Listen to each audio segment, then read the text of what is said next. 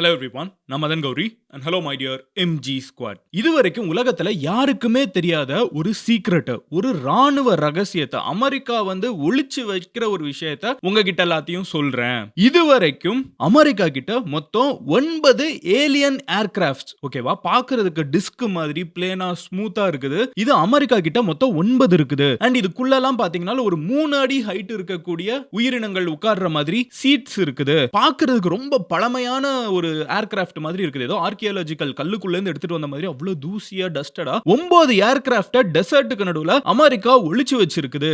இதெல்லாம் எனக்கு எப்படி தெரியும்னு பாத்தீங்கன்னா, நான் அங்கதான் வேலை பார்த்துட்டு இருந்தேன். இப்போ என் உயிருக்கு ஆபத்துங்கிறதுனால இந்த ஒரு ராணுவ ரகசியத்தை நான் உலகத்துக்கே சொல்றேன் அப்படின்னு சொல்லி 1989 கிட்டத்தட்ட 37 இயர்ஸ்க்கு முன்னாடி பாப் லேசார் அப்படின்னு சொல்லப்படக்கூடியவர் லாஸ் வேகாஸ்ல இருக்கிற ஒரு டிவி சேனல்ல ஒரு இன்டர்வியூ கொடுக்கிறாரு. That's it. அன்னையில இருந்து இன்னைக்கு வரைக்கும் ஹாலிவுட்ல எந்த படத்தை எடுத்தாலும், இங்கிலீஷ்ல எந்த புக் எடுத்தீங்கனாலும் ஒரு ஏலியன் இறங்குதுன்னா அது மோஸ்ட் ஆஃப் த டைம் அது அமெரிக்கால தான் இறங்குது. பிகாஸ் நம்ம ஊர்ல ஏலியன் அப்படிங்கிறது சினிமால பாக்குற ஒரு கான்செப்ட். அதை தாண்டி இந்த கான்ஸ்பிரசி தியரி, அப்புறம் கொஞ்சம் ரொம்ப ஆஸ்ட்ரானமி படிக்கிற ஆட்களுக்கெல்லாம் எக்ஸைட் ஆகிற ஒரு டாபிக். பட் அமெரிக்காவை பொறுத்தளவுக்கு ஏலியன் அப்படிங்கிறது நம்ம ஊர்ல பேய பத்தி பேசுற மாதிரி நிறைய லிட்ரேச்சர், நிறைய கதைகள். பிகாஸ் ஒரு நபர், பாப் லேசர்ங்கிற ஒரு நபர் நான் அங்கதான் வேலை பார்த்தேன், இது எல்லாமே அங்க இருக்குது, அமெரிக்கா ஒளிச்சு வச்சிருக்காங்கன்னு சொன்னதோட விளைவா அமெரிக்க மக்களுக்கு இந்த இடத்துல ஏலியன்ஸ் இருக்குங்கிறத ரொம்ப ஸ்ட்ராங்கா மோர் தென் 35% மக்கள் இன்னைக்கும் நம்புறாங்க. ஓகேவா? இன்னைக்கு வீடியோல நம்ம என்ன பார்க்க போறோம்னு பாத்தீங்கன்னா, யார் இந்த பாப் லேசர்? உலகத்தையே ஏலியன் மேல நம்ப வைக்கிறதுக்கு ஒரு முக்கியமான ஆளா இருந்திருக்கு. அதாவது ஏலியன் எர்த்ல வந்துருச்சு, நிறைய கான்ஸ்பிரசி தியரிஸ் இருக்குல்ல, அது நிறைய பேர் நம்புறாங்க. அதுக்கு முக்கியமான காரணம் இந்த பாப் லேசர் தான். யார் இவரு? இன்னமும் இவர் இருக்காரு. ஓகேவா? இந்த வீடியோ நான் எடுத்துட்டு இருக்கப்போ பாப் லேசர் இன்னமும் உயிரோட அமெரிக்கால இருக்காரு. யார் இவரு? இவர் எப்படி அமெரிக்கால யாருக்குமே தெரியாத ரகசியம் எல்லாம் வெளியே சொல்றேன் அப்படின்னு சொல்லிட்டு இன்னமும் உயிரோட இருக்காருன்னு நிறைய கேள்விகள் இருக்கும்ல. அது எல்லாத்தையும் நான் இன்னைக்கு உங்ககிட்ட டீடைலா சொல்ல போறேன். பட் அதை பார்க்க ஆரம்பிக்கிறதுக்கு முன்னாடி இந்த மாதிரி வேர்ல்டுல நடக்கக்கூடிய நிறைய எக்ஸைட்டிங்கான விஷயங்கள் எல்லாத்தையுமே நான் டெய்லி வீடியோவா எடுத்து போஸ்ட் பண்ணிருக்கேன். நீங்க அதை டெய்லி பார்க்கணும், கன்சியூம் பண்ணணும். இது ஜாலியா இருக்குது, இன்ட்ரெஸ்டிங்கா இருக்குது, கேட்கறதுக்கு சூப்பரா இருக்குது மதன் அப்படின்னு யோசிச்சீங்கன்னா இந்த சேனலை சப்ஸ்கிரைப் பண்ணி எம்ஜி ஸ்குவாட்ல சேருங்க. ஆல்ரெடி இங்க 8 மில்லியன் பீப்புள் இருக்கும். நீங்களும் எங்க ஜோதியில ஐக்கியமாகுங்க. அப்போனா தான் என்கிட்ட பேசுறது மட்டும் கிடையாது, இங்க கமெண்ட் செக்ஷன்ல thousands ஆஃப் பீப்புள் மாத்தி டிஸ்கஸ் பண்றதுக்கும் சூப்பரா இருக்கும். எனக்கு இந்த கம்யூனிட்டியை பில்ட் பண்றது தான் இருக்கிறதுலே பெஸ்டான விஷயம். எனிவே, கதை என்ன நடக்குது அப்படின்னு சொல்றதுக்கு முன்னாடி இப்போ ஏன்னா இதை பேசுறேன்னு சொல்லிடுறேன். ஒரு 2 டேஸ்க்கு முன்னாடி நம்ம சேனல்ல இருக்கிற வீடியோ கிளிக் பண்ணி பாருங்களேன். ட்ரம்ப், ஒபாமா 2 பேருமே ஏலியன் பத்தி அமெரிக்கால இப்போ பேசியிருக்காங்க. உலகமே எப்ஸ்டீன் ஃபைல்ஸை பத்தி பேசிட்டு இருக்கப்போ ட்ரம்ப் என்ன சொல்றாருன்னு பாத்தீங்கன்னா, ஒபாமா ஏலியன்ஸ் இருக்குங்கிறாரு. ட்ரம்ப் இருந்துகிட்டு ஏலியன்ஸ் பத்தின எல்லா ஃபைல்ஸையும் நான் ரிலீஸ் பண்றேங்கிறாரு. சோ அந்த அமெரிக்கா ஃபுல்லா எப்ஸ்டீன் ஃபைலை கீழே போட்டுட்டு ஏலியன்ஸ் தூக்கிட்டாங்க. இப்போ ஏலியன் சீசன். ஓகேவா? ஏலியன்ஸ் அப்படின்னு சொன்னாலே வேர்ல்டு லெவல்ல ஹாட்டஸ்ட் ஸ்பாட் என்னன்னா ஏரியா 51 தான். பாப் லேசர்ங்கிற இந்த ஒரு நபர் தான். அதனால தான் இப்போ அவரோட கதையை பார்க்கிறோம். சோ இந்த பாப் லேசர் அப்படிங்கிறவர் நான் சொன்ன மாதிரி 1989 திடீர்னு யாருக்குமே ஏலியன் பத்திலாம் பெருசா பேச மாட்டாங்க, யாருமே இதை பெருசா கண்டுக்காத ஒரு காலகட்டம். ஓகேவா? 37 இயர்ஸ்க்கு முன்னாடி பாப் லேசர் அப்படின்னு சொல்லப்படக்கூடியவர் முகத்தெல்லாம் மறைச்சுக்கிட்டு ஒரு டிவில உட்கார்ந்துகிட்டு இன்டர்வியூ முதல்ல தராரு. அதுல அவர் என்ன சொல்றாரு? நான் சொன்ன மாதிரி யுஎஸ் கிட்ட 9 ஏலியன் ஏர்கிராஃப்ட் இருக்குது, அது எப்படி இருக்கும்னு எக்ஸ்பிளைன் பண்றாரு. அது கூடவே அது ரொம்ப ஸ்மாலா சீட்ஸ் எல்லாம் இருக்குது, இதுல மனுஷங்க உட்காரவே முடியாது, ரொம்ப பழைய காலத்து மெஷின் மாதிரி இருக்குது. அண்ட் இந்த இடத்துல EBE, அதாவது extra terrestrial biological entities, aliens தான். இந்த ஏலியன்ஸ்ங்கிற வார்த்தைக்கு பதிலா கவர்மெண்ட் EBE அப்படின்னு சொல்லி இங்க அதெல்லாம் போஸ்ட்மார்ட்டம்லாம் பண்ணியிருக்காங்க. விச் மீன்ஸ் அங்க ஏலியனோட உடல் இருக்குது அப்படி இப்படின்னு சொல்லிட்டு நிறைய கிளைம் வச்சாரு. கூட என்ன சொல்றாருன்னு பாத்தீங்கன்னா, நான் ஏலியனை பார்க்கல, ஆனா இங்க இருக்கிறவங்கலாம் இங்க இதை பார்த்திருக்கிறதா சொல்லியிருக்காங்க அப்படின்னு அவர் சொல்றாரு. அடுத்து என்ன சொல்றாருன்னு பாத்தீங்கன்னா, இதெல்லாம் சரிங்க, உங்களுக்கு எப்படி இதெல்லாம் தெரியும்? உங்களுக்கும் இதுக்கும் என்ன சம்பந்தம்? எந்த ஒரு யாவன வேணாலும் டிவியை வச்சுக்கிட்டு உட்காந்து பேசலாம், எனக்கு இதெல்லாம் இருக்குது, அமெரிக்கா இதை பண்றாங்க, இந்தியா இதை பண்றாங்க,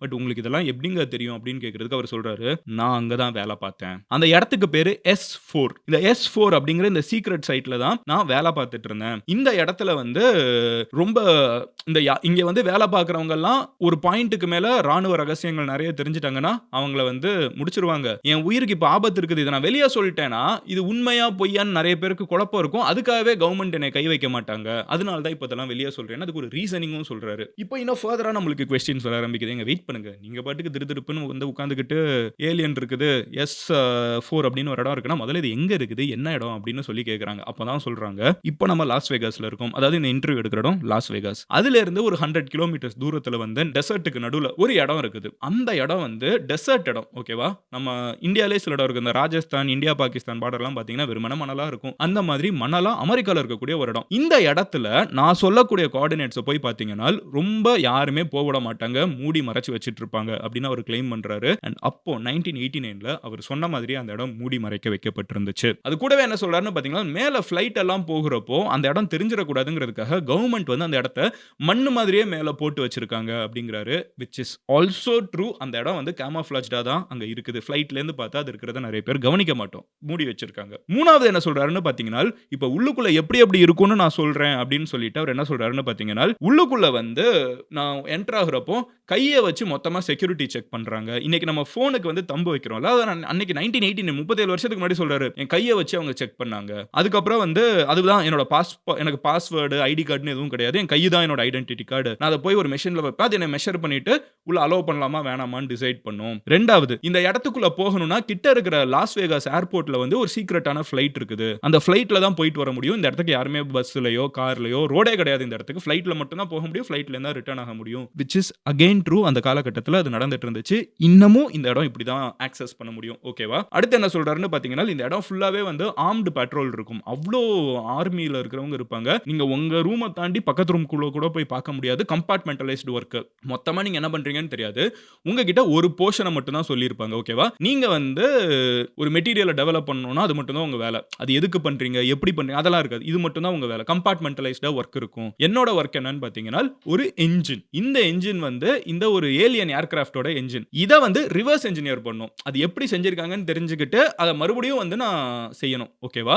அதாவது ஆப்ஜெக்ட் ஆல்ரெடி இருக்குது. ஆனா இது எப்படி நடந்திருக்குது, இது எப்படி செஞ்சிருப்பாங்கன்னு அதை டீகோட் பண்ணி மறுபடியும் நான் புதுசா உருவாக்கணும். இதுதான் என்னோட வேலை அப்படின்னு சொல்றாரு. அது கூடவே என்ன கிளைம் வைக்கிறாருன்னு பாத்தீங்கன்னா, இவ்வளோ சொல்றீங்க, நீங்க இதெல்லாம் படிச்சவனா இல்ல பைத்தியமா அப்படின்னு கேட்கிறப்ப, நான் மாசச்சூசெட்ஸ் இன்ஸ்டிடியூட் ஆஃப் டெக்னாலஜில படிச்சிருக்கேன்னு அவர் கிளைம் பண்றாரு. MITல படிச்சிருக்கேன். அண்ட் இது எல்லாத்துக்கும் என்கிட்ட சாட்சி எல்லாம் இருக்குது அப்படின்னு இவர் கிளைம் வச்சு இவர் சொல்றாரு. ஏன் வெளியே சொல்ற? இது எனக்கு நிறைய ராணுவ ரகசியம் தெரியும். இப்படி தெரிஞ்சவங்க எல்லாத்தையும் இங்க முடிச்சிடுறாங்க. ரேண்டமா ஒரு விபத்து அதுன்னு சொல்லி முடிச்சிருவாங்க. எனக்கு என் உயிர் மேல பயம் இருக்குது. அதனால நான் வெளியே சொல்லிடுறேன். இப்போ நான் வெளியே சொன்னதுனாலே என்னை அவங்க எதுவும் பண்ண முடியாது. சோ அப்படி அவர் வெளியே சொல்றேன் அப்படின்னு சொல்லிட்டு இது எல்லாத்தையும் ஃபர்ஸ்ட் டைம் ஒரு நியூஸ் சேனல்ல உட்கார்ந்து பேசுறாரு. இப்போ இது பயங்கரமா மக்கள் கிட்ட பாப்புலர் ஆகுது. ஏன் அப்படின்னு பாத்தீங்கன்னா, அந்த இடத்துல உண்மையிலேயே சீக்ரெட்டா ஒரு இடம் இருக்குது. கவர்மெண்ட் அங்க இருக்கிறது அப்படி ஒரு இடம் இருக்குங்கிறதே ஒத்துக்க மாட்டாங்க. 2013 வரைக்கும் ஒத்துக்கல. 1989ல இவர் சொல்றாரு. 2013ல தான் அமெரிக்கா கவர்மெண்ட் வந்து ஏரியா 51 அப்படின்னு இதுக்கு பேர் வச்சு இப்படி ஒரு இடம் இருக்குங்கிறதே ஒத்துக்குறாங்க. அது வரைக்கும் அவங்க ஒத்துக்கவே இல்ல. ஓகேவா? 30 இயர்ஸ்க்கு இது ரகசியமா பாப் லேசர் சொன்ன காலகட்டத்தில இருந்து இருக்குது. இது உண்மையிலே 1950ஸ்ல இருந்தே இருக்குது. சோ அமெரிக்கன் கவர்மெண்ட் வந்து கிட்டத்தட்ட 70 வருஷம் 70 இயர்ஸ்க்கு சீக்ரெட்டா அங்க ஒரு ப்ராஜெக்ட்டா பண்ணிட்டு தான் இருந்திருக்காங்க. இது ஃபேக்ட். இரண்டாவது என்ன அப்படின்னு பாத்தீங்கன்னா, இந்த இடத்துக்குள்ள லாஸ் வேகாஸ்ல இருந்து சொன்ன மாதிரி ஃப்ளைட்ல மட்டும் தான் போயிட்டு வர முடியும். ரோட் ஆக்சஸ் எதுவுமே கிடையாது. அதையும் பாப் லேசரே சொன்னதோட மேட்ச் ஆகுது. அடுத்த விஷயம் என்னன்னு பாத்தீங்கன்னா, இவர் பேசுறது வந்து ரேண்டமா ஏலியன் இருக்குதுன்னு சொல்றதை தாண்டி நான் இப்படி ஒரு ப்ராஜெக்ட்ல வேலை பார்த்தேன். அங்க இப்படி தான் இருக்குது. அங்க இப்படி தான் போகணும். இந்த மாதிரி தான் செக்யூரிட்டி சிஸ்டம்லாம் இருக்குன்னு அவர் கிளைம் பண்றாருல. 2013ல ஏரியா 51 பத்தி மக்களுக்கு தெரிய வரப்ப அவர் S4ன்னு ஒரு பேர் சொல்றாரு. கவர்மெண்ட் வந்து ஆனா ஏரியா 51ன்னு சொல்றாங்க. உண்மையிலேயே இவர் சொன்ன மாதிரி செக்யூரிட்டி மெஷர்ஸ் நம்மளுக்கு 2013ல இருக்குதுன்னு தெரிய வர்றப்போ அவர் இன்னும் ஃபேமஸ் ஆகிறார். அவர் சொல்லி கிட்டத்தட்ட 30 இயர்ஸ் கழிச்சு மறுபடியும் அவர் வந்து ஃபேமஸ் ஆக ஆரம்பிக்கிறாரு. ஓகேவா? சோ இது எல்லாமே அவர் சொன்னதோட மேட்ச் ஆகுது. இவ்ளோ அவர் சொல்றப்போ கவர்மெண்ட் சைடுல இருந்து ஆனா சில கிளாரிஃபிகேஷன்ஸ் வந்து பப்ளிக்கா சொல்லலைனாலும் கவர்மெண்ட் அபிஷியல்ஸ் வந்து இந்த டேப்லாய்ட்ஸ்ல பேசுறவங்க இருப்பாங்க. பேரை சொல்ல விரும்பல. ஆனா இதங்க மேட்டர் இருந்தாலும் சொல்றது பொய்ன்னு சொல்லிட்டு சில பேர் சொல்லுவாங்க. அவங்க எல்லாம் என்ன சொல்றாங்கன்னு பாத்தீங்கன்னா, 1955ல இருந்து முதல் உலகப் போர், இரண்டாம் உலகப் போர் இது ரெண்டும் முடிஞ்சதுக்கு அப்புறம் அமெரிக்கா வந்து மத்த இருக்கிற எல்லா கண்ட்ரியை விட நம்ம அட்வான்ஸ்டா இருக்கணுங்கிற ஒரு மிகப்பெரிய முடிவு எடுக்கிறாங்க. அதுக்கு ஸ்டெல்த் ஏர்கிராஃப்ட் பில்ட் பண்ணணும்னு முடிவு பண்ணாங்களா. அந்த ஸ்டெல்த் ஏர்கிராஃப்ட்ங்கிறது பார்க்கிறதுக்கே ரொம்ப வித்தியாசமா இருக்கும். Lockheed U2, Lockheed A12, Lockheed F-117 Nighthawk. இந்த ஃபிளைட் எல்லாம் பார்க்கிறதுக்கு நம்ம நார்மலா ஃபிளைட் மாதிரியே இருக்காது. இது பார்க்கிறதுக்கு ஏலியன் சாசர் மாதிரி தான் இருக்கும். சோ கவர்மெண்ட் சைடுல இருக்கக்கூடிய எக்ஸ்பிளனேஷன்ஸ் ஆர் இந்த பெருசா கான்ஸ்பிரசி தியரி எல்லாம் நம்பாதவங்களோட எக்ஸ்பிளனேஷன்ஸ் என்னன்னா, இது உண்மையிலேயே அங்க டெவலப் பண்ணிட்டு தான் இருக்காங்க. இன்னமும் இதெல்லாம் யூஸ்டு. வேர்ல்டுல இருக்கக்கூடிய மோஸ்ட் அட்வான்ஸ்ட் ஏர்கிராஃப்ட்ஸ் பார்க்கிறதுக்கு ஃபிளைட் மாதிரியே இருக்காது. Stealth aircraft. போயிட்டு வரது கூட தெரியாத அளவுக்கு அட்வான்ஸ்டா போயிட்டு வரணுங்கிற மாதிரி இருக்கக்கூடிய ஏர்கிராஃப்ட். இதை தான் வந்து அந்த இடத்துல டெவலப் பண்ணிட்டு இருந்தாங்க. இவர் வந்து அங்க வேலை பார்த்ததுக்கான எந்த சாட்சியும் கிடையாது. ஓகேவா? கவர்மெண்ட் ரெக்கார்டு எது எடுத்து பாத்தீங்கன்னா இவர் அங்க வேலை பார்த்ததுக்கான இருக்கிறதுக்கான சாட்சி கிடையாது. ஏன் இவர் MITல படிச்சாருங்கிறது கூட சாட்சி கிடையாது. இப்போ பாப் லேசர் என்ன சொல்றாருன்னு பார்த்தீங்கன்னா, இப்படிலாம் இருக்குங்க. ஆனா இத தான் இந்த ஆள் பைத்தியம் மாதிரி உளறிட்டு இருக்கான்னு சொல்லிட்டு கிரிட்டிக் சொல்றாங்க. ஆனா பாப் லேசர் என்ன சொல்றாருன்னு பார்த்தீங்கன்னா, இல்ல நான் பார்த்தது கரெக்ட் தான். அது ஏலியன் ஏர்கிராஃப்ட் தான். நான் இங்கெல்லாம் படிச்சிருக்கேன். ஆனா நான் படிச்சிருக்கேங்கிறத வந்து கவர்ன்மெண்ட் எல்லா இடத்துலயும் தடயத்த எல்லாத்தையும் அழிச்சுட்டாங்க.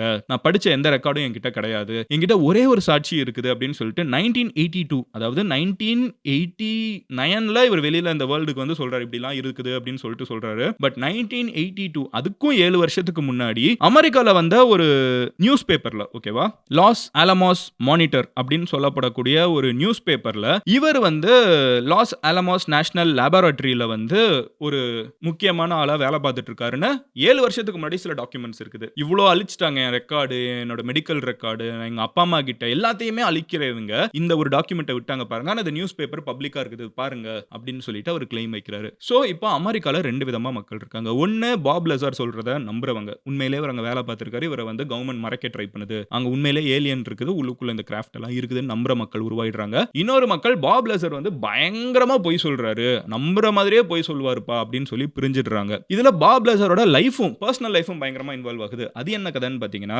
பாப் லெசார் வந்து இந்த மாதிரி 1980ஸ்ல இங்க வேலை பார்த்துட்டு இருக்கப்போ சீக்ரெட் ஃபிளைட் தான் போயிட்டு வரும்னு சொன்னேன்ல, இவர் அந்த மாதிரி போயிட்டு வந்திருக்காராம். அப்படி இருந்தப்போ இவரே சொல்றாரு பாட்காஸ்ட்ல, ஜோ ரோகனோட சொல்றாரு, அப்படி நான் போயிட்டு வந்துட்டு இருக்கப்போ கண்டமணிக்கு திடீர்னு நைட்டு கூப்பிடுவாங்க, திடீர்னு பகல்ல கூப்பிடுவாங்க. அப்படி கூப்பிட்டு போயிட்டு இருக்கப்போ என்னோட மனைவி வந்து நான் அஃபேர் வச்சிருக்கேன்னு நினைச்சிட்டாங்க. நான் அஃபேர் வச்சிருக்கேன்னு மறுபடியும் சுத்தி சுத்தி கேட்டாங்க. நான் சொன்னேன் இல்லம்மா அதெல்லாம் இல்லன்னு சொன்னேன். அவங்க என்ன நம்பல. அவங்க பதிலுக்கு அஃபேர் வச்சுக்க ஆரம்பிச்சிட்டாங்க.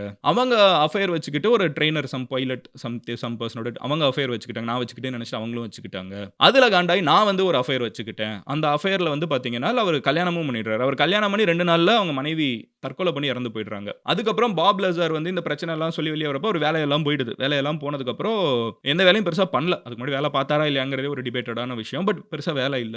நடுவுல வந்து ஒரு கேஸ் வருது 1990s கிட்ட. அப்போ வந்து இவர் ஒரு பிராத்தல் ரன் பண்ணியிருக்காரு. காசுக்காக பிராத்தல் ரன் பண்ணியிருக்காருன்னு கேஸ் வரப்போ அவர் ஆமான்னு ஒத்துக்கிட்டு கேஸ்ல பிரச்சனை எல்லாம் இருக்குது அவருக்கு. ஸோ இது இவரோட கிரெடிபிலிட்டி அடி வாங்க வைக்குது. ஆனா இவரை நம்புறவங்க என்ன சொல்றாங்கன்னா, ஒருத்தனை வேலையும் பார்க்க விட மாட்டேங்க, நல்ல சயின்டிஸ்ட், அவன் சொல்றதையும் நம்ப மாட்டீங்க, அவன் எல்லா வேலையும் முடக்கிட்டீங்கனால அவன் என்னதான் பண்ணுவான் சர்வைவலுக்கு, ஏதோ ஒன்று பண்ணியிருக்கான் அப்படின்னு சொல்லிட்டு சப்போர்ட் பண்றவங்களும் இருக்காங்க. What ever said and ton, இங்க நடந்தது ஒரு சீக்ரெட்டான ப்ராஜெக்டா? எஸ். பாப் லெசார் சொல்றதுல பார்ட்ஸ் ஆர் ட்ரூ. இது சீக்ரெட்டான ப்ராஜெக்ட், இது கவர்மெண்ட் இருக்குங்கிறதே ஒத்துக்கல. ரொம்ப அட்வான்ஸ்டான ஏர்கிராஃப்ட்டை வந்து அங்க செஞ்சுட்டு இருந்திருக்காங்க. கம்பார்ட்மெண்டலைஸ்ட் ஒர்க், செக்யூரிட்டி செக் எல்லாமே கரெக்ட். பட் அங்க ஏலியன் இருந்துச்சுன்னு இவர் சொல்லக்கூடிய ஒரு கிளைம் இருக்குல்ல, இவரே சொல்லிக்கிறார், நான் பார்த்ததில்ல ஆனா நான் கேள்விப்பட்டிருக்கேன்னு சொல்றாரு. ஆனா அங்க இருக்குதுன்னு இவர் நம்புறாரு, இருக்குங்கிறத நான் நம்புறேன்னு அவர் சொல்றாரு. நான் பார்க்கல ஆனா நம்புறேன்னு சொல்றாரு. அந்த ஒரு விஷயத்துக்கு மட்டும் சாட்சி இல்லையே தவிர மீதி இந்த சிஸ்டம் அங்க இருந்துச்சு, சீக்ரெட்டான ஃபிளைட்ஸ் உருவாக்கியிருக்காங்க. ஆனா இந்த Lockheed U2, Lockheed A12, Lockheed F-17 இதெல்லாம் வந்து UFO அதாவது ஏலியன் ஃபிளைட்ல இருந்து உருவாக்கப்பட்டது கிடையாது. நார்மலா ஹியூமனுக்கு தெரிஞ்ச எலிமெண்ட்ஸ்ல இருந்து உருவாக்கப்பட்டதுன்னு சொல்றாங்க. பாப் லெசார் இருந்துகிட்டு இல்ல இதுக்கு கீழ ஏலியன் டெக்னாலஜி இருக்குதுன்னு சொல்லிட்டு இன்னமும் அடிச்சு பேசிட்டு இருக்காரு. இதுதான் பேசிக்கா அமெரிக்கால நிறைய பேர் ஏலியன்ஸை பத்தி நம்ப ஆரம்பிச்சு. ஏன்னா அவங்க கல்ச்சர்லயே பிறந்து வளர்றப்பமே பாப் லெசார் கதை சைடுல ஓடிட்டே இருக்குது. நிறைய பேர் நம்ப ஆரம்பிச்சிட்டாங்க. இப்போ நம்ம ஊர்லயே ஒரு அரசியல்வாதி வந்து ஒரு கதையை சொல்லிக்கிட்டே இருக்காங்கன்னு வச்சுக்கோங்களேன், அது உண்மையா இருக்கணும்னு அவசியம் கிடையாது. அவங்க ஸ்ட்ராமா ஆணித்தனமா அடிச்சு பேசிட்டே இருந்தாங்கன்னா நம்ம அதை நம்பியே வளர ஆரம்பிச்சிருவோம். அந்த மாதிரி பாப் லெசார் வந்து அவங்க ஊர்ல இதை சொல்லி அடிச்சு வளர்த்ததுனால எல்லாரும் வந்து இதை நம்ப ஆரம்பிச்சிட்டாங்க அமெரிக்கால. அதனால தான் ஹாலிவுட்ல அந்த ஏலியன்ங்கிற ஒரு பிரான்ச்சைஸ் எல்லாமே தானோஸ்ல இருந்து எல்லாமே ஈஸியா ஒர்க் அவுட் ஆகிறதுக்கு காரணம் வந்து இதான். நம்ம ஊர்ல ஏலியன் படம் வந்துச்சுன்னா டேய் இதெல்லாம் நம்புற மாதிரி இடம் இருக்குது அப்படின்னு கேட்டு போயிடுவாங்க. அங்க பாப் லெசார் இருக்கிறதுனால இதை நிறைய பேர் நம்புறாங்கிறது தான் மேட்டர். ஸோ இதுதான் வந்து ஒரு லாங் ஸ்டோரி ஷார்ட். ஏரியா 51ஓட கதையும் இதுதான், பாப் லெசாரோட கதையும் இதுதான். இப்போ ஏலியன்ஸை பத்தி வேர்ல்டு ஃபுல்லா பேசிட்டு இருக்கிறதுனால we have did a revisit. ஆக்சுவலா இந்த சேனல்ல இந்த 6 இயர்ஸ்க்கு முன்னாடி வீடியோ போட்டிருக்கோம். It's a revisit video. I hope it was helpful. வேற ஏதாவது இந்த மாதிரி கான்ஸ்பிரசி தியரிஸை பத்தி நம்ம வந்து பேசணும்னா அது என்னங்கிறத கமெண்ட் செக்ஷன்ல சொல்லுங்க. நாளைக்கு நான் உங்களோட ஒரு வீடியோல பார்க்குறேன். until then bye மதன் குரு. உங்க ஃப்ரெண்ட்ஸ் யாரும் இந்த டாபிக்ல எக்ஸைட்டடா இருப்பாங்கன்னா அவங்க கிட்ட ஷேர் பண்ணுங்க. நீங்க பர்சனலா நான் ஃபாலோ பண்ணணும்னு நினைச்சீங்கன்னா எந்த சோஷியல் மீடியானாலும் மதன் கௌரின்னு சொல்லி சர்ச் பண்ணுங்க. It's easy profile to find, வெரிஃபைடாக இருக்கும். அங்கே வந்து ஃபாலோ பண்ணுங்க, சப்ஸ்கிரைப் பண்ணி MB ஸ்குவாட்ல சேருங்க. அப்போனா தான் அடுத்து வர எல்லா வீடியோவும் உங்களுக்கு வந்து சேரும். Love you all, take care, bye, cheers MGs.